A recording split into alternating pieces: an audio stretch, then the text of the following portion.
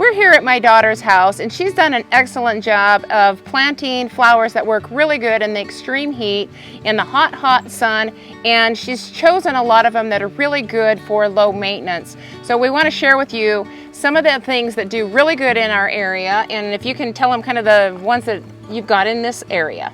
I've got the agastaches, echinaceas, salvias, sneezeweed, coreopsis, and even some lavenders.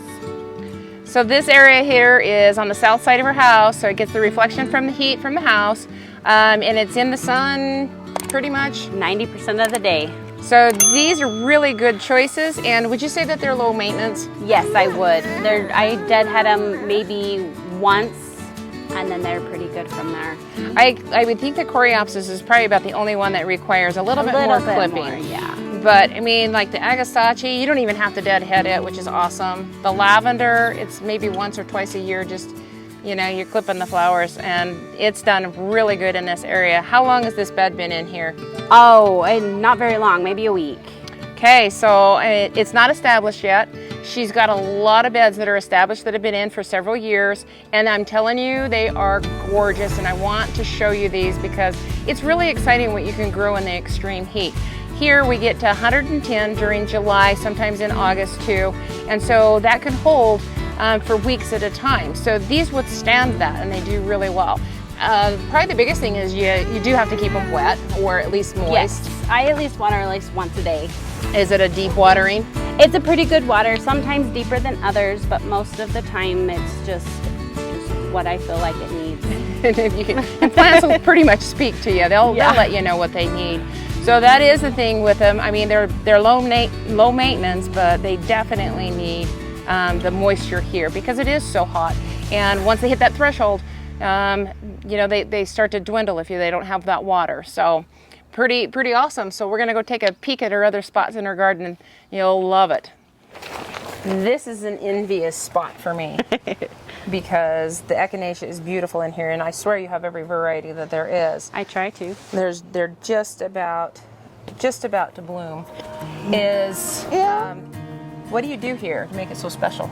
Well, I don't do too much, but I add in the early spring some Happy Frog soil conditioner and some rose and flower fertilizer. And that's all you do once? Yep, just once, and then I water it every day. Okay, so what's so cool about this is this soil here is really bad. Really bad. It's probably the worst I've seen in southern Utah. Mostly rock. And so when you amended your bed, and this is on a slope too, so water and nutrients run off. But you've kind of created a wall to kind of help with that here with your rocks. So what do you do? What did you do to get these pretty to start off with? I added the Miller premium compost and the Miller topsoil, mixed it in with the native dirt of whatever there really was, and then just fertilized with that rose and flower and then planted. And then just anytime there was a bare spot, I added a different one. So in another month, this will be beautiful. It'll be full bloom. There's all kinds of colors. There's yellows, there's pinks, there's oranges, there's greens. Yeah, that's right. You've got white, the green envy and the white. Yeah, so this is all your cone flower. This is just the hybrids. Yeah. But this is beautiful. So all up through here, you have all of these plants that are just awesome.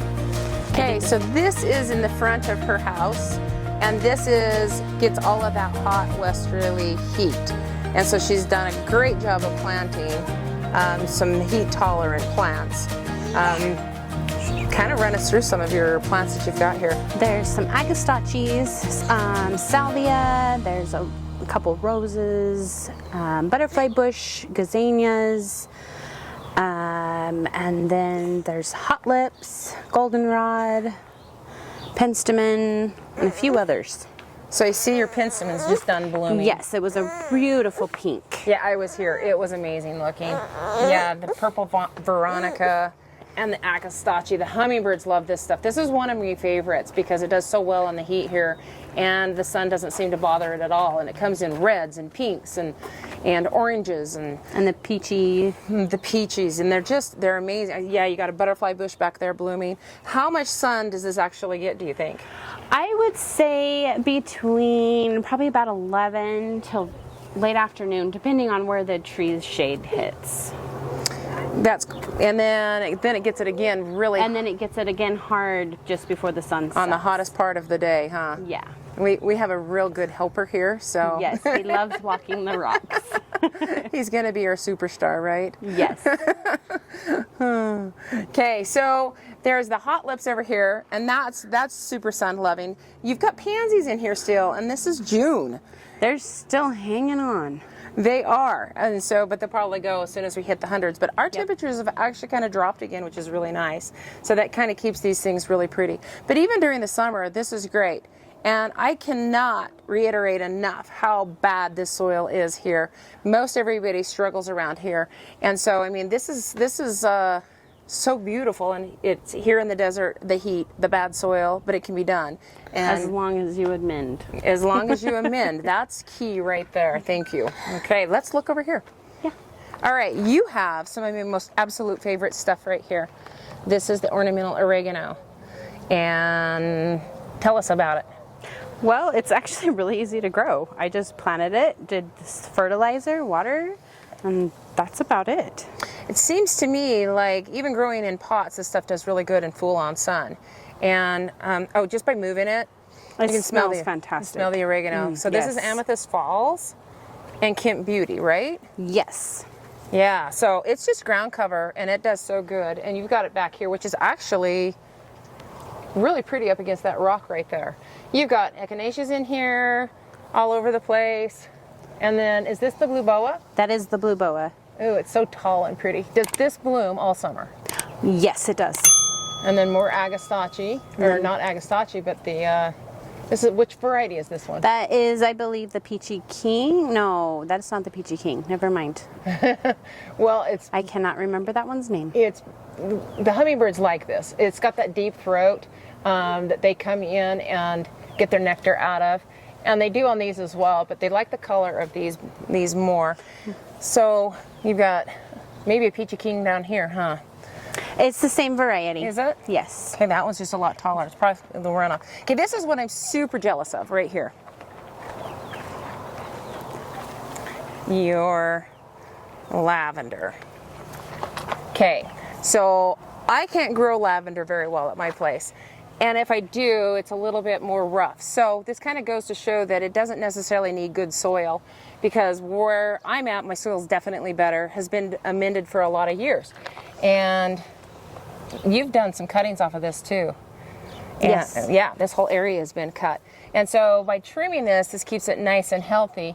And I think too, just being on this edge, it gets that extra heat here. And it smells so good. It does smell fantastic, and the bees are all over it all the time. I bet they are. So this is gardening in southern Utah. As far as I'm concerned, you know, in this bad soil, gardening in southern Utah with flowers at its finest. So beautiful. Thank you. Well, let's go take a look around some more. Okay. Oh, you guys are doing an awesome job. A yellow ladybug and a blue ladybug. That's okay. She's doing an awesome job.